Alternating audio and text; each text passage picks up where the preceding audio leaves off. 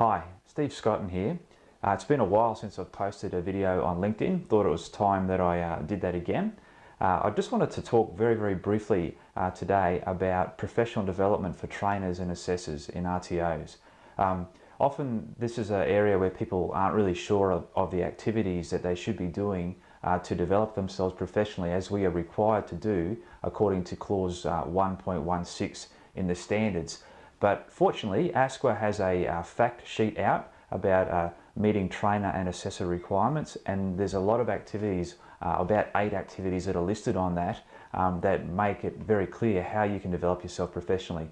The thing to keep in mind though is that professional development in vocational training and assessment must affect the way you train and assess. It's not enough just to have knowledge about the industry or anything like that. It actually needs to actually affect what you do in the training environment or classroom or the assessment environment. So just keep that in mind whenever you're choosing how you're going to develop yourself professionally. One activity that is good and is listed there is the process of validation and moderation.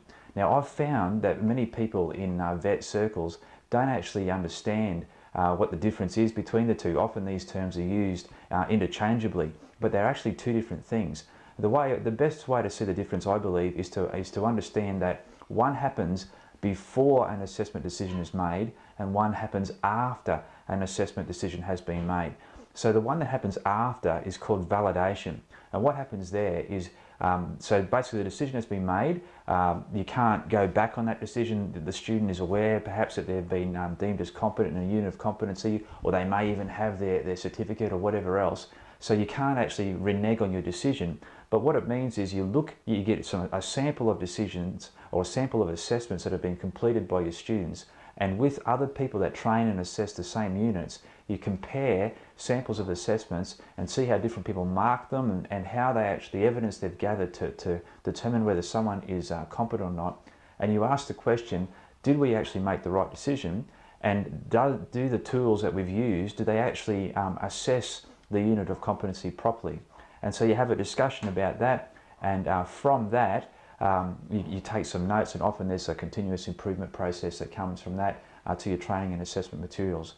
Moderation, on the other hand, happens before the final decision about assessment has been made. So that's where you get with people and you actually say, look, we've got this particular assessment, or you're having to make a decision about someone's competency or not, or whether they've actually even passed a formative assessment. So you're not actually maybe even talking about their competent in the entire unit yet, but you're looking at a formative assessment even, and you're getting with a colleague who trains and assesses the same thing, and you're asking the question, how should we go with this? And you discuss how to assess this particular person's competency. Now that has to actually affect the way you train and assess. It has to develop you professionally, and that's why it's listed as a professional development activity by ASQA.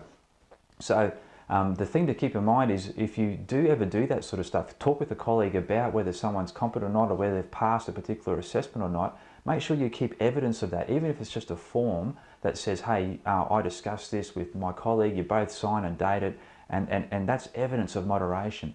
That's a great way to develop yourself professionally. If it's going to affect the way you train and assess, you are developing yourself professionally. And obviously the same with validation, if you do that as well, and keep minutes or whatever is evidence of your professional development in validation, that's a fantastic thing as well. So I just thought I'd share that, just to hopefully it's of value to you. And if you have any questions about that, you can contact me through LinkedIn or whatever else. But I wish you all the best with your training and assessing. All right, thanks very much.